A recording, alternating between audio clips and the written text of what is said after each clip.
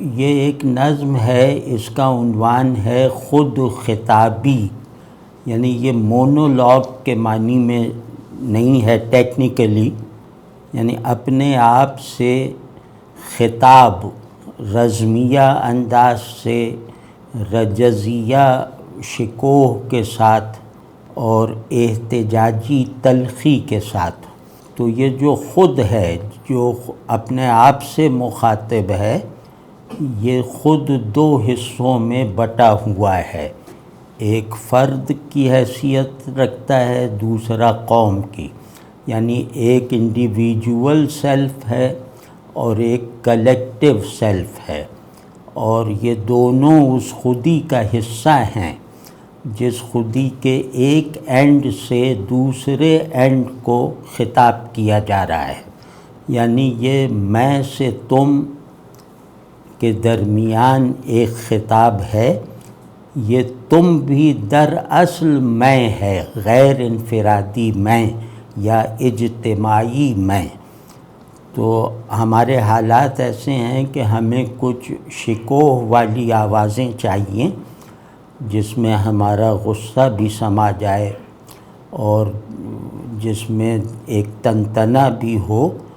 اور خود احتسابی ہو، اپنے آپ پر شفاق ہونے والا رویہ بھی ہو، تو ہی اب ہم موجودہ مصیبتوں سے نکلنے کا راستہ ڈھونڈ سکتے ہیں۔ تو یہ جو نظم ہے، نثری نظم ہے، اس میں بس یہی سمجھنا چاہیے کہ خطیب بھی خود ہے، میں ہے، اور جن کو خطاب کیا جا رہا ہے وہ بھی یہ خود ہے، یعنی کان بھی یہ خود ہے، زبان بھی خود ہے، لیکن اس کا خود ہونا خطیب کی حیثیت سے انفرادی ہے اور مخاطبین کی جہت سے اجتماعی ہے، یعنی انڈیویجول سیلف، کلیکٹیو سیلف، یعنی اپنے ہی کلیکٹیوائزڈ سیلف کو مخاطب، مطلب اس سے خطاب کر رہا ہے۔ کیا مجھے ندا کر دینے چاہیے،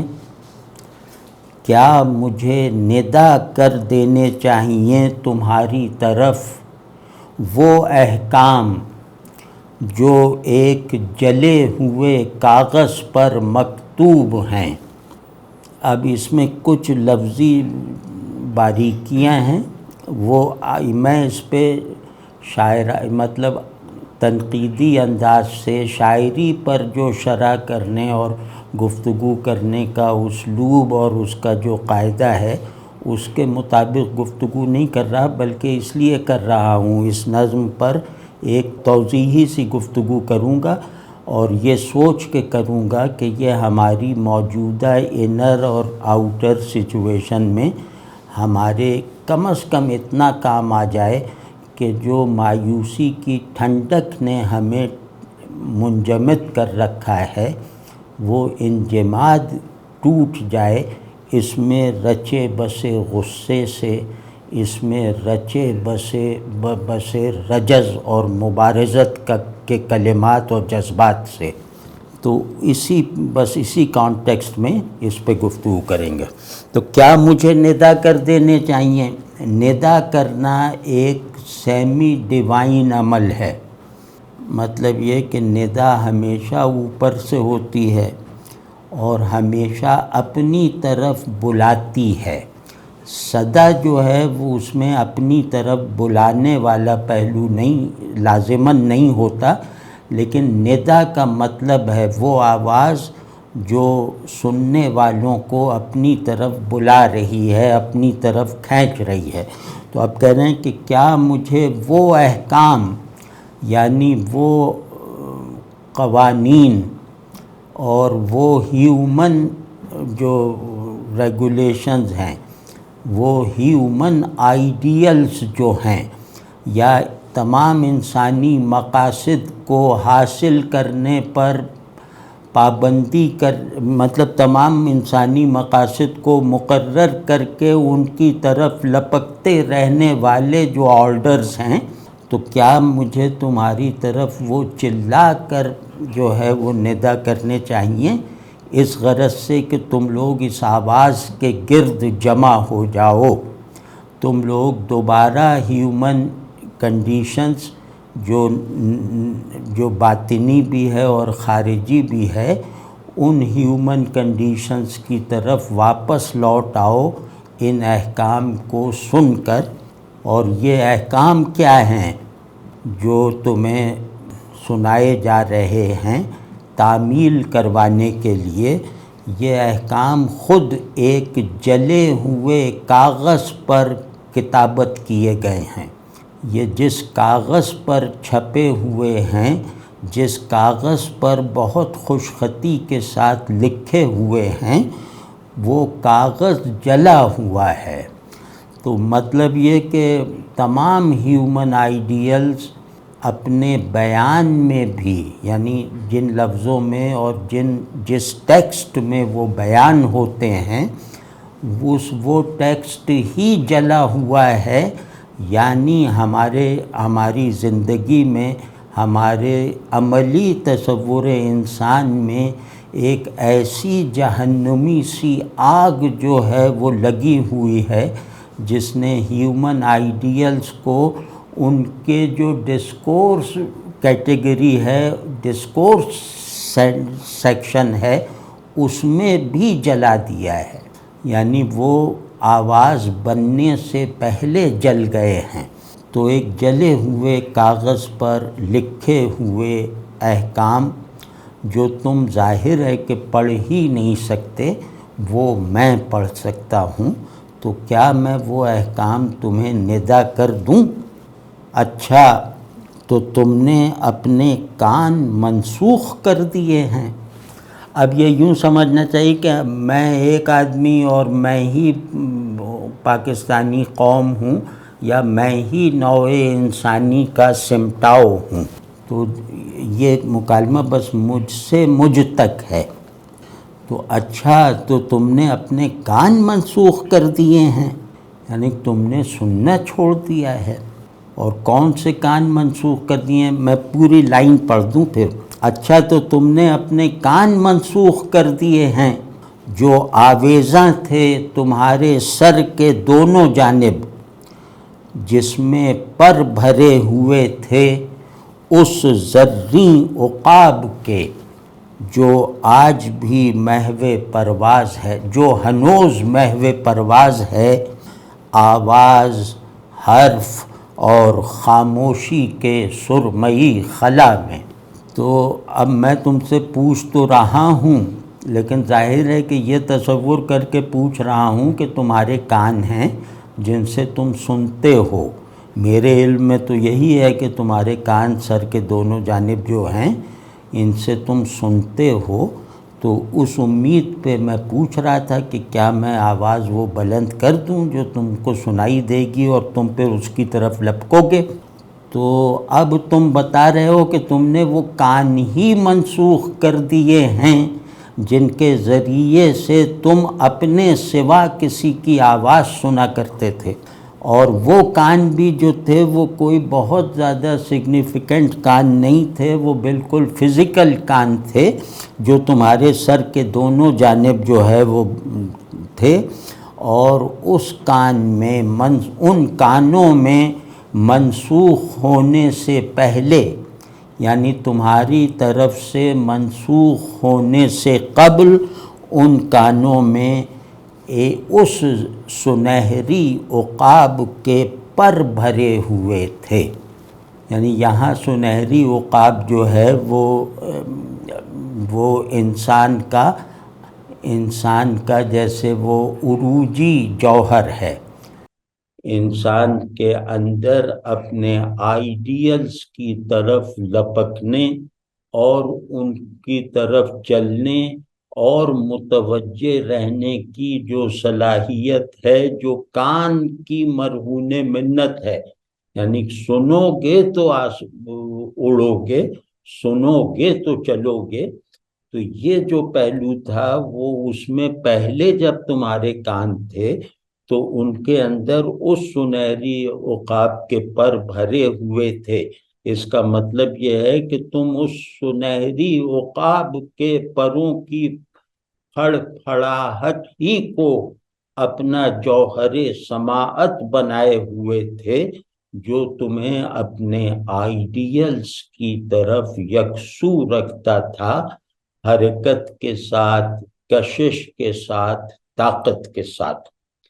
تو اب صورتحال یہ ہے کہ تو کان میں سے تم نے وہ پر نکال کے پھینک دیے اور وہ کان ہی تم نے منسوخ کر دیا، سننا متروک کر دیا ہے۔ تو وہ عقاب تمہارے اس بے وقوفی سے، تمہاری اس پستی فطرت سے وہ زمین پر نہیں اترا، وہ اب بھی محو پرواز ہے، لیکن تم نے خود کو لا تعلق اس سے کر لیا ہے۔ تو وہ اب آواز،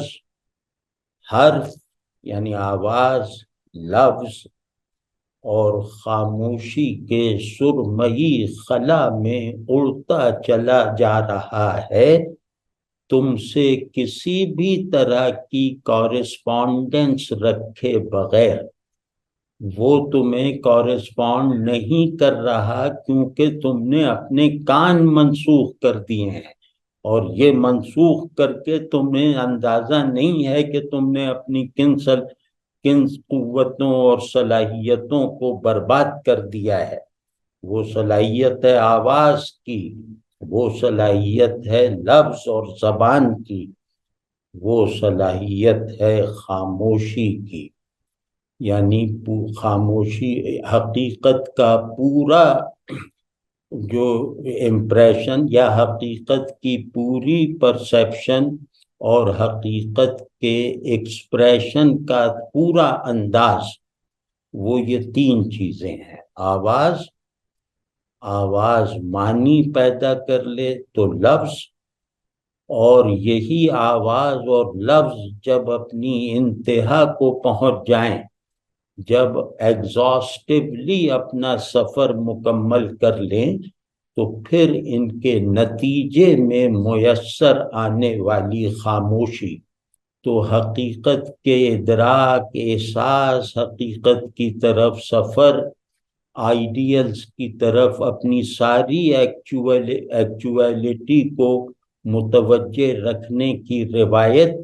یہ سب تم سے اس طرح چھن گئی ہے کہ اس کے لیے درکار جو انتہائی ضروری عناصر تھے وہ بھی تمہارے کان منسوخ ہو جانے کی وجہ سے تمہارے اندر سے بھی کوچ کر گئے اور تمہارے باہر سے بھی انہوں نے خود کو چھپا لیا ہے۔ تو آواز، حرف اور خاموشی کے سرمئی خلا میں، سرمئی خلا کا مطلب یہ ہے کہ جسے دیکھا جا سکتا ہے، جو اب بھی دکھائی دے رہا ہے، لیکن اس کا دکھائی دینا روشنی نہیں پیدا کر رہا، بلکہ میری ناواقفیت میں، میری ایبسینٹ مائنڈڈنس میں، میری لا علمی میں اضافہ کیے چلا جا رہا ہے۔ تو یہ سرمئی خلا پروڈکٹیو ہے عقاب کے لیے، اور ڈسٹرکٹیو ہے اور حجاب کی شکل رکھتا ہے میرے لیے۔ ہم صرف حجاب دیکھنے کی صلاحیت رکھتے ہیں۔ تو اس کا یہ مطلب۔ اگلی لائن ہے، اور تمہیں تو تراوش کا ہر تجربہ ناگوار ہے۔ یہاں پر یہ کہ نزول، کہ تمہیں باہر سے کسی اچھی بات کے نزول کا ہر تجربہ ناگوار ہے، خواہ وہ تراوش کانوں میں ہو یا دل میں۔ یعنی تم نے کانوں کو اونچائی کے الہام سے محروم کر دیا ہے، اور وہ جو کانوں سے ہو کر دل تک پہنچنے والی بہار وجود، کلمہ وجود تھا، وہ تم نے کان منسوخ کر کے گویا دل کو بھی اس کلمہ ہستی سے محروم کر دیا۔ تو کیونکہ تمہیں اونچائی سے ہدایت پانا اچھا نہیں لگتا۔ تو فی الواقع اگلی لائن ہے کہ فی الواقع تم نے ٹھان لیا ہے کہ کچھ نہ دیکھو گے حتیٰ کہ خود کو بھی۔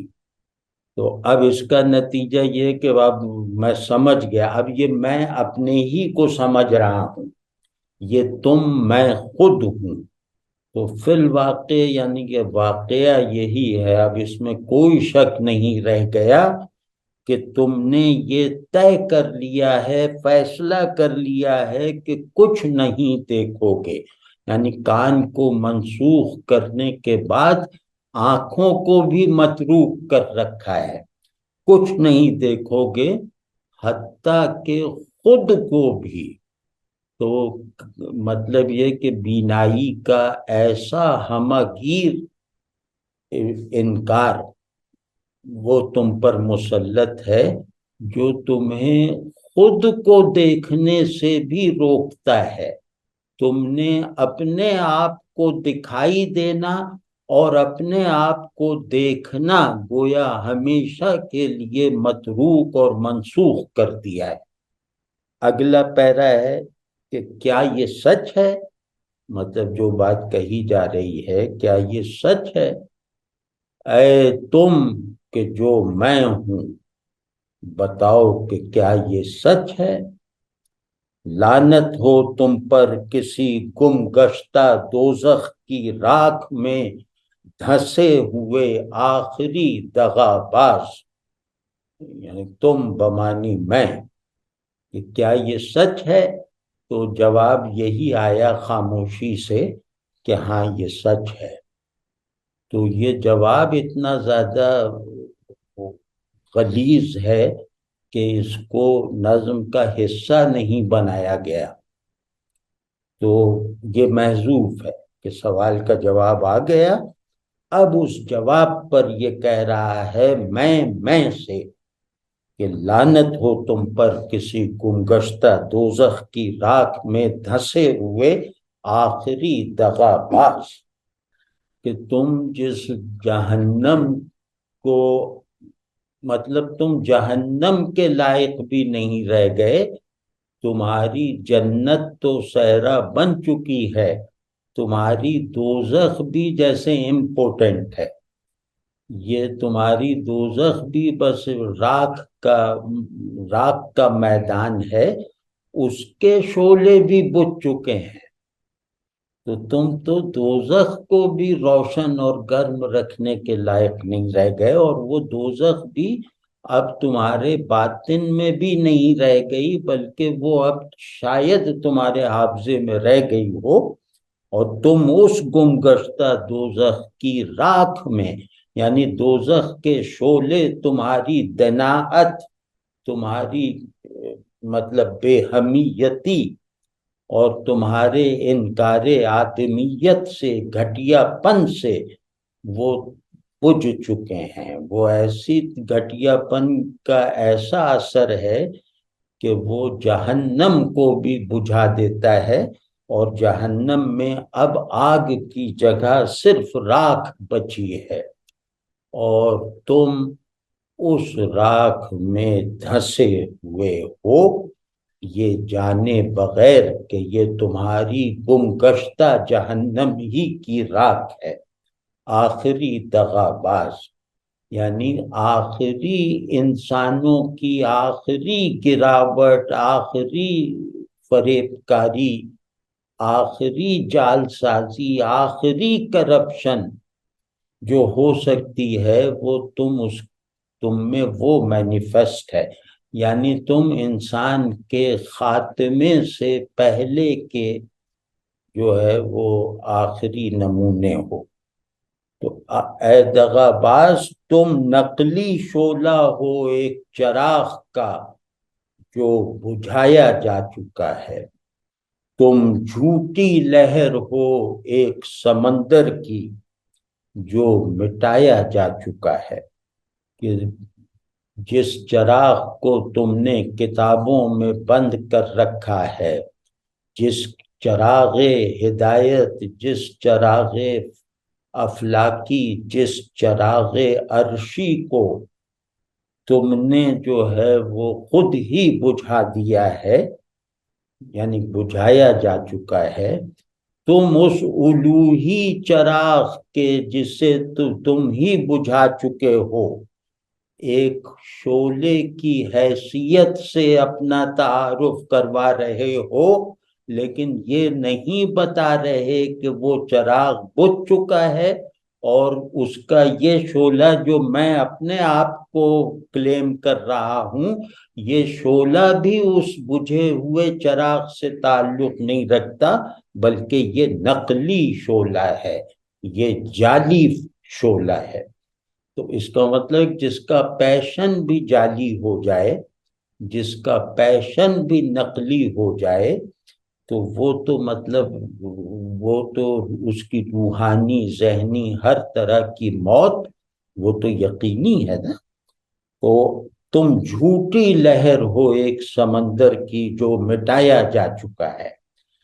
تو تم نقلی شعلہ ہو اپنے ورٹیکل جہت سے، اپنے جوہر میں، اپنے جوہر آدمیت میں تم ایک نقلی شعلے سے زیادہ نہیں ہو، اور اپنی ہاریزنٹیلٹی میں، اپنے وجود کی تاریخیت میں تم اس سمندر کی جھوٹی لہر ہو جو خود تمہارے ہاتھ سے مٹایا جا چکا ہے، جس کو تم پر ذمہ داری تھی اس سمندر کو تسلسل میں رکھنے کی، اس سمندر کی پے در پے ہسٹوریسائزیشن کی، اس ذمہ داری کو پورا نہ کرنے کے نتیجے میں وہ سمندر مٹ چکا، اور تم اب اس مٹے ہوئے سمندر کی جھوٹی لہر سے زیادہ کچھ نہیں رہ گئے۔ تو میں قسم کھا کر کہتا ہوں کہ تم اپنے خیالات ہرگز نہ بدلو گے، یعنی میں قسم کھا کر کہتا ہوں خود سے کہ تم اپنے خیالات ہرگز نہ بدلو گے، بالکل اس پتھر کی طرح۔ میں قسم کھا کر کہتا ہوں کہ تم اپنے خیالات ہرگز نہ بدلو گے، یعنی تم اپنے دماغ کو انسانی نہ بناؤ گے، تم جھوٹے دماغ کے نقلی خیالات کو سمجھتے ہو کہ یہ خیالات اور افکار ہیں۔ تو مجھے معلوم ہے کہ تم، ظاہر ہے کہ تمہارا سارا کام نقل اور جعل سازی اور جھوٹی نمائندگی اور مکمل لا تعلقی پر قائم دعوی تعلق ہے، یہ تمہاری کل پونجی ہے۔ تو اس کی بنیاد پہ میں قسم کھا کر کہتا ہوں کہ تم کبھی اپنے دماغ کو انسانی دماغ نہیں بناؤ گے، بالکل اس پتھر کی طرح جو بنجر چٹان سے ٹوٹ کر گرا ہے دلدلی زمین پر۔ تو جیسے پتھر اپنے خیالات نہیں بدلتے، یہ ایک محاورہ ہے، تو تم بھی اپنے خیالات ہرگز نہیں بدلو گے، بالکل اس پتھر کی طرح جو ایک بنجر چٹان سے ٹوٹ کر گرا ہے۔ مطلب اس میں زور پیدا کیا گیا ہے کہ پتھر بھی بہت ہی بیکار پتھر ہے، یعنی پتھر میں خیالات نہیں ہوتے، ایک تو یہ بات ہو گئی، لیکن تم ایک ایسے پتھر کی صورت اختیار کر گئے ہو جو پتھروں کی برادری میں بھی سب سے گھٹیا اور کمتر پتھر ہوتا ہے، کہ وہ کسی پرشکوہ پہاڑ سے توڑا ہوا نہیں ہے، بلکہ ایک بنجر نظر انداز شدہ کائی لگی ہوئی چٹان سے ٹوٹ کر خود سے گرا ہے۔ تو وہ مطلب کسی سلائیڈ کا نتیجہ ہے، اور گرا بھی کہاں ہے؟ گرا بھی کسی ایسی جگہ پہ نہیں ہے جہاں اس کو کوئی اٹھانے والا آ جائے، گرا بھی اس دلدلی زمین پر ہے جس میں گرتے ہی اپنے اپنے ظہور کا، اپنے مطلب اپنے دکھائی دینے کا ہر امکان ختم ہو جاتا ہے، کہ کوئی پتھروں کو ہیرا بنانے والا آدمی بھی تمہیں دیکھ نہیں پاتا. تم اس کی نظر میں ہی آ جاتے تو چلو کچھ کام بن جاتا، لیکن تم گرے بھی دلدل میں ہو جہاں اس آدمی کی نظر نہیں جائے گی جو پتھروں کو ہیرا بنا سکتا ہے، یا یہ کہ پتھروں کو ہیرا بنانے والا زندہ پہاڑوں کی طرف جاتا ہے، بنجر چٹانوں اور ان کے قدموں، کیا نام ہے، ان کے دامن میں پھیلی ہوئی دلدلی زمین کو اپنا میدان تحقیق نہیں بناتا. تو یہ ایک المیہ، مطلب میرا اور ہمارا اور تمہارا، جو سب میرا کے اشارے کا مشارون لے ہیں. تو ارے یہ آخری دو لائنیں، ایک لائن، ارے کدھر گئے وہ صحائف جو میں لایا تھا تمہیں سنانے کے لیے. ارے کدھر گئے وہ صحائف جو میں لایا تھا تمہیں سنانے کے لیے. یعنی جھوٹا، کھکھل، مفلس میں اور جھوٹے، معدوم، بے وجود، بے حقیقت تم، ان کے درمیان یہ ہو رہا ہے کہ جھوٹا خطیب جھوٹے مخاطب سے کہہ رہا ہے کہ میرے پاس تو وہ ہدایت کے اور کمالات کے اور انسانی معراج پر پہنچنے کا روڈ میپ دینے والے صحائف تھے، تو وہ میں تمہارے لیے لایا تھا. یعنی میں خود سے کہہ رہا ہوں کہ قرآن میں تمہارے لیے لایا تھا تمہیں سنانے کے لیے، مگر لعنت ہو تم پر. اب کیا کہ وہ اگر کہہ دے کہ لاؤ سنا دو، تو اس کے پاس وہ صحائف نہیں ہے. یعنی انڈیویجول میں کے پاس وہ صحائف ہے ہی نہیں، یہ ویسے ہی لیڈر بنا ہوا ہے، ویسے ہی رہنما بنا ہوا ہے، ویسے ہی طاقتور حاکم بنا ہوا ہے کہ میرے پاس فارمولہ ہے قوم کو ٹھیک کرنے کا، ملک کو درست کرنے کا. تو جتنے ادارے، جتنے اشخاص یہ سب دعوے کر رہے ہیں، یہ ایک جھوٹے خطیب ہیں. مطلب یہ دعوے آوازوں کا شور ہیں، بڑھکوں کا ایک جھکڑ ہے. اس کا کوئی کانٹینٹ نہیں ہے لیڈروں کے پاس یا طاقتور حاکموں کے پاس. تو وہ جب کہیں کہ صحائف لایا ہوں، یعنی گارنٹی لے کر آیا ہوں کہ اب پاکستان خوشحال ہو جائے گا، اب یہاں جو ہے وہ آئین پر عمل ہو جائے گا، اب یہاں پورے ٹرو آدمیت، آئینی نظم، آئین میں جس کو ہدایت مانا گیا ہے، اس ہدایت کے سانچے میں ڈھل کر آدمیت نکلے گی، خوشحالی آئے گی، روحانی بھی اور معاشی بھی اور فلاں بھی اور فلاں بھی. یہ سب ضمانتیں ایک مطلب جیسے میراثیوں کی طرح دی جا رہی ہیں.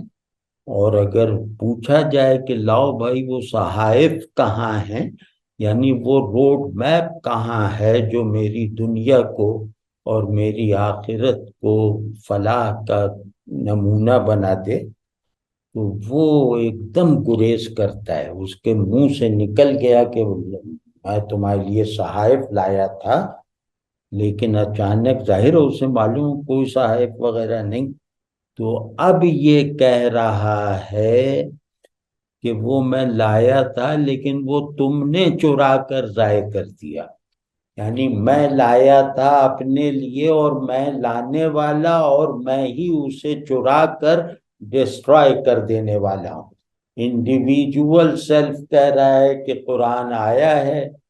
میں لایا تھا تمہارے لیے، اور اس کا کلیکٹیو ورژن کہہ رہا ہے کہ کہاں قرآن ہے، وہ تو میں تم سے چھین کے اس کو نظر آتش کر چکا ہوں۔ تو یہ میں سے، میں سے کہہ رہا ہے، اور میں ہم سے کہہ رہا ہے، اور دونوں ایک دوسرے کو بس جیسے جھوٹے سورما شور زیادہ مچاتے ہیں اس طرح سے۔ تو اب وہ کہہ رہا ہے کہ لایا تو تھا لیکن وہ چوری ہو گیا اور میں نے ہی پھاڑ دیا، یہ سب ذکر نہیں کر رہا، مگر لعنت ہو تم پر، یعنی لعنت ہو مجھ پر، لعنت ہو تم پر جو میں ہی ہوں کہ ان صحائف سے بھی کھلواڑ کر رہا ہوں، ان صحائف کو نظر آتش کر دینے کے بعد ان صحائف کو لانے کا اور ان صحائف کو سنانے کا دعویٰ کر رہا ہوں، اس زبان سے جو جھوٹی ہے اور اس کان کو جو سننا چھوڑ چکا ہے۔ تو یہ جناب میرے خیال میں موجود، یہ نظم شاید 2000 وغیرہ میں لکھی تھی، بہت پہلے کی ہے یہ، اصل میں نے انگریزی میں لکھی تھی، پھر اس کا ترجمہ کیا تھا جب پرویز مشرف کی حکومت تھی۔ تو لیکن لگ رہا ہے کہ آج شاید زیادہ ریلیونٹ ہے، اور پرویز مشرف شاید اس کا کم مستحق تھا۔ یہاں میں جو ہے یہ پرویز مشرف کی طرح ہے، تو اب وہ لگتا ہے وہ اس کے ساتھ اس نظم میں کچھ زیادتی ہو گئی۔ اب اس کے جو حقیقی مصداق ہیں، حقیقی مخاطب جو ہیں، وہ آج کل پائے جاتے ہیں کثیر تعداد میں، یعنی کہ سیاسی رہنماؤں کی شکل میں اور دیگر ریاستی اداروں کے سربراہوں کی صورت میں۔ تو آج مجھے لگتا ہے زیادہ چسپاں ہیں۔ اور دوسری یہ کہ بھائی وہ جب ہم سیاسی جماعتوں پہ تنقید کرتے ہیں، رہنماؤں پہ، تو اس کا مطلب ہوتا ہے کہ جو اقتدار میں آتی رہنے والی جماعتیں اور ان کی لیڈرشپ، وہ کسی صاحب نے مجھے توجہ دلائی ہے تو میں یہ واضح کر دوں کہ جماعت اسلامی یا جو کچھ اور جماعتیں جو اسمبلی میں اپنی نمائندگی اس حد تک رکھنے میں ناکام ہیں کہ وہ حکومت بنانے کا جو ہے وہ سوچ سکیں، تو ان کو ہم ہر تنقید میں ان کو شامل نہیں رکھتے۔ تو جماعت اسلامی ہر اعتبار سے باقی تمام دینی جماعتوں کے مقابلے میں زیادہ جمہوری ہے، اور اس کی لیڈرشپ صاف ستھرے کردار کی ہے، بات سے سمجھ کی ہے، تو سمجھ ان کی ان چالاک جماعتوں سے کم ہے۔ تو اس وجہ سے وہ بھی بیچارے اپنے خوابوں میں ہیں، اور وہ خواب سے تسکین پا جاتے ہیں جماعت والے، تعبیرات کو نظر انداز کر دیتے ہیں۔ تو وہ اہلیت کار اور وہ جو ایک سوشالوجیکل اور ہسٹوریکل شعور ہوتا ہے وہ جماعت میں نہیں نظر آتا۔ تو یہ ان کا المیہ ہے، لیکن جس بنیاد پہ ہم سیاسی جماعتوں سے جھگڑ رہے ہیں، احتجاج کر رہے ہیں، ایسا وہ ان میں سے کوئی سبب بھی ایسا جماعت میں نہیں ہے، اور کبھی بھی جب بھی سیاستدانوں کی کرپشن اور اس پہ اخلاقی خرابیوں پر ہم بات کریں گے تو کچھ جماعتیں جیسے یہ ٹیکن فار گرانٹیڈ ہے کہ اس دائرۂ خطاب سے باہر رہیں گی، تو یہ گویا آئندہ کے لیے بھی ایک وضاحت کرتی۔ لیکن یہ میں کہہ رہا ہوں کہ جماعت اسلامی اب عبرت حاصل کرنے کی چیز ہے، رہنمائی حاصل کرنے کی نہیں، اس پہ میں قائم ہوں۔